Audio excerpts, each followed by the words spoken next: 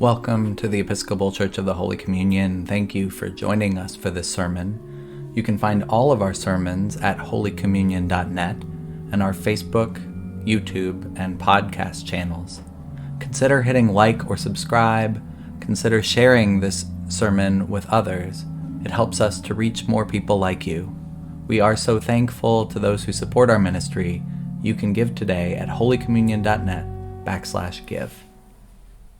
May the words of my mouth and the meditations of our hearts be acceptable in your sight, O God. Amen, and please be seated.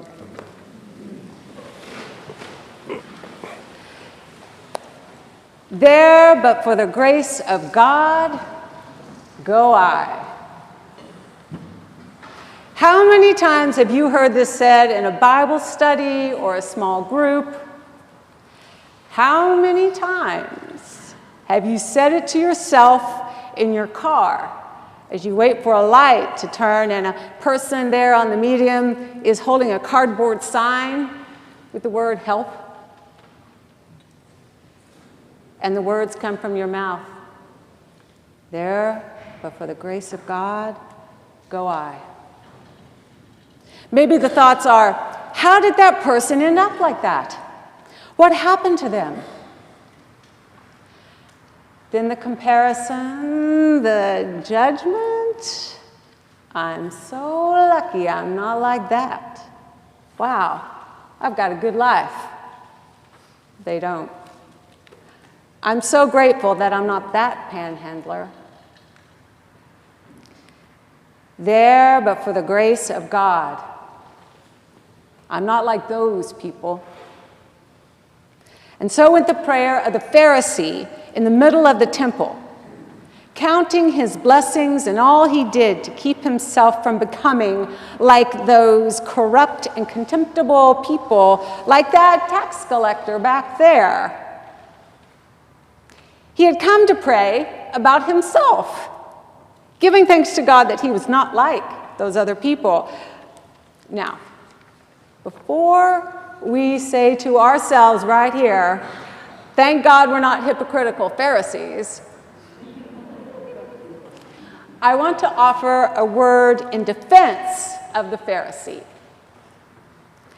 This particular Pharisee is a caricature. Anyone who has met someone who brags about having it all together and then compares himself to another generally is not very likable. The people who hear this story are probably supposed to react with a little, ew, yuck. The tax collector isn't a good guy either. Tax collectors were notoriously corrupt. They were lining their own pockets as they worked for the enemy occupiers. They really hurt people, kept people impoverished as they grew rich. Again, encountering such a person, the people hearing this story were saying, ooh, yuck.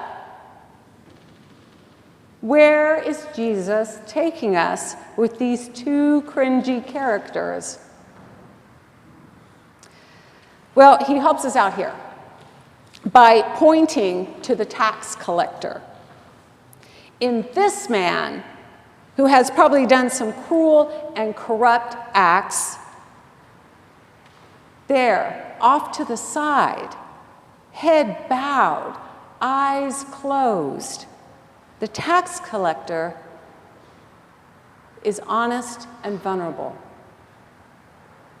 In that moment, in the temple, the tax collector strikes his heart and says,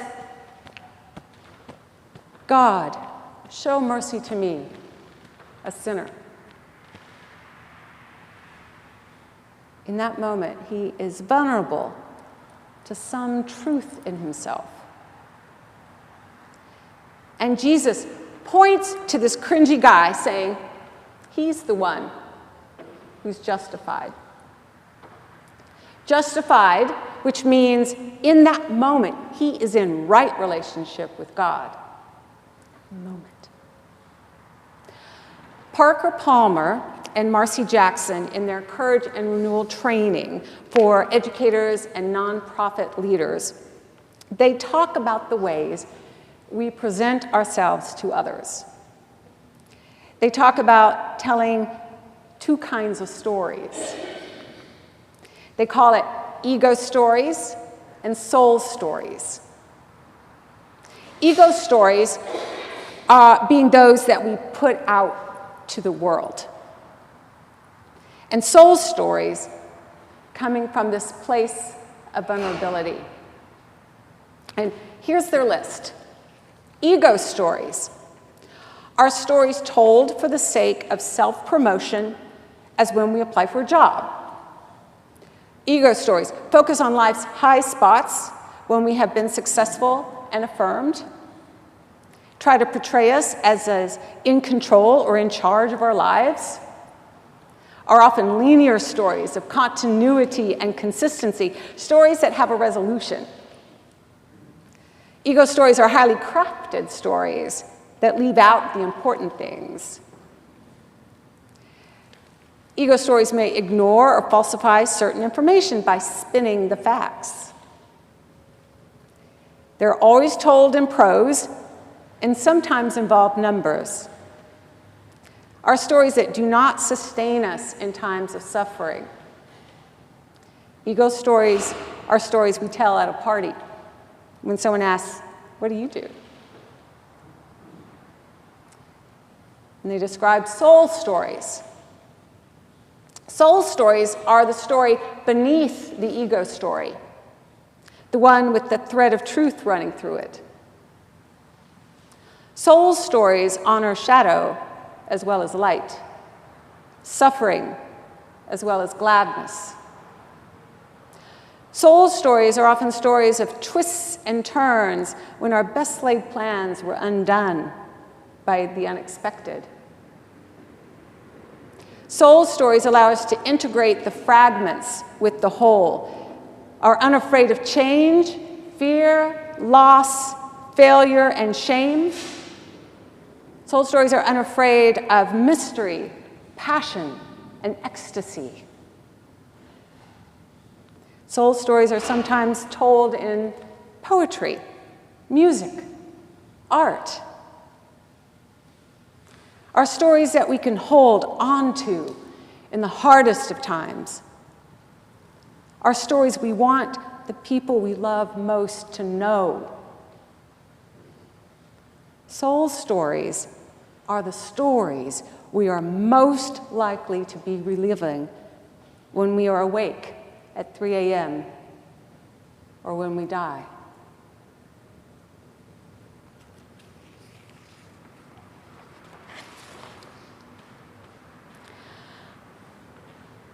The reason Jesus is pointing to the tax collector is because it's hard for God to work with ego stories. The tax collector offered for what may have been that one little moment, one crack off in the side of the temple. You notice it's written as at a distance. He offered his vulnerability, a glimpse of his soul story. What soul stories are about is that yucky vulnerability. They're about admitting that we don't have it all together. They're about letting others see the whole me. While ego stories can be like a wall, blocking others from seeing the whole real person. When God hears soul stories and prayers of vulnerability, God says, I can work with that. Ego stories, that's going to be a wrestling match. Whew. God can work with the tax collector, says Jesus. Now, that doesn't mean that God just leaves the tax collector there. No, with just a little bit of prayer from some empty place in his being, God's grace could work through that. Maybe make some changes. It was an opening for God to work, to come through. Stay tuned for next week's gospel story of the tax collector Zacchaeus. I'm pretending maybe there's some truth that maybe they're the same tax collector here. God can work with just a little bit of vulnerability. Just like a little bit of grit in your shoe that keeps disturbing your steps, makes you stop in your tracks from time to time with that discomfort, trying to get it out. There is this notion of grit, grind, and grace. I learned it from my Enneagram teacher, B. Chestnut. And she described it this way. She said, grit is that thing that gets your attention, that allows you to see yourself caught in the act of being in your habitual ego patterns of thinking, feeling, and behaving. A way to observe a space between an ego story and a soul story. It's a self-awareness that allows you to know you have a soul story and to be in touch with that just a little bit. And the grind is using that space created with grit awareness to loosen from your ego story, to allow you to live more and more from a truth, allowing you to return to your soul story. So it can be a grind. Oh, there I am, there I am, there I am. Or it can be like grit, like a little seed that you grind up and it becomes like something nourishing, like cornmeal or flour. Right? And grace. Well, grace is always there. We have to be careful about this. Grit and grind do not produce grace.